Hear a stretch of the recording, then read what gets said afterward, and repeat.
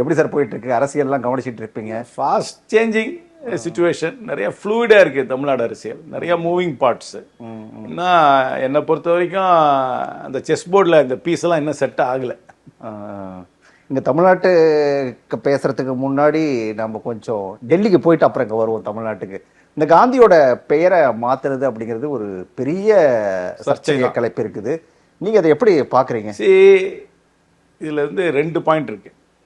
First point வந்து இந்த BJP Sangh பரிவாருக்கு எப்பவுமே ஒரு காங்கிரஸ் பார்ட்டி இந்தியாவுடைய சுதந்திர போராட்டத்து மேலே ஒரு இன்ஃபீரியாரிட்டி காம்ப்ளெக்ஸ் உண்டு. அதாவது ஒரு தாழ்வு மனப்பான்மை. என்னென்னா அவங்க அதில் பார்ட்டிசிபேட்டே பண்ணல. இந்த சங் பரிவாரை சார்ந்தவர்கள் யாருமே இந்திய சுதந்திர போராட்டத்தில் கலந்து கொள்ளவே இல்லை. அந்த கலந்து கொள்ளாத காரணத்துக்காக அந்த இந்தியாவில் இப்போ சுதந்திர இந்தியாவில் வந்து மகாத்மா காந்தி, ஜவஹர்லால் நேரு, சுபாஷ் சந்திர போஸ், சர்தார் வல்லபாய் பட்டேல் இவர்களை தான் போற்றி சமுதாயம் வந்துச்சு.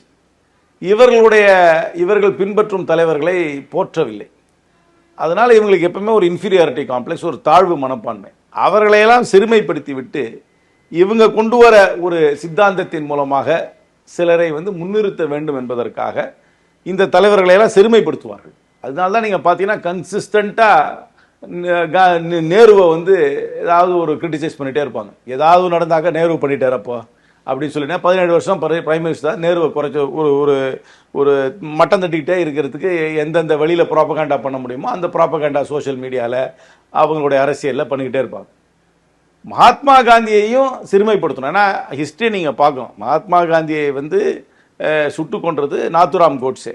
அவர் ஆர்எஸ்எஸோட மெம்பரா இல்லையான்ற அந்த சர்ச்சைக்கெல்லாம் நான் போகல. ஆனால் அந்த சித்தாந்தத்தை தழுவியவர் தான் அவர் இருந்தார்.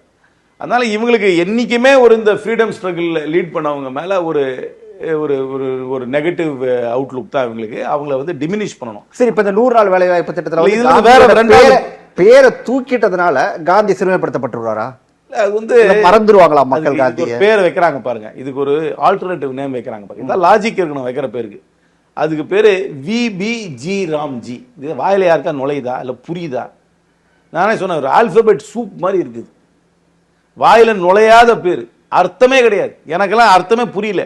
ஏன்னா விக்ஷித் பாரத்ன்னு மட்டும்தான் தெரியும். அதுக்கப்புறம் இந்த ஜி ராம்ஜிக்கு என்ன அர்த்தம்னா எனக்கு தெரியாது. இது ஏதாவது ஒரு லாஜிக்கலாக ஒரு பேர் வைக்கணும். இல்லாஜிக்கலான ஒரு எழுத்து. ஏன்னா அவர்களுக்கு வந்து அந்த நடுவில் வர அந்த ராம்ன்ற வரத்துக்காக அந்த பேரை வந்து திணிக்கிறாங்க. அவங்களோட பொலிட்டிக்கல் அஜெண்டாக்காக தெரியும். நான் என்ன சொல்கிறேன், நீங்கள் ஒரு புது திட்டம் வைக்கிறீங்கனாக்க புது திட்டத்தை போட்டு அதுக்கு என்ன பேர் வேணா வச்சுட்டு போங்க.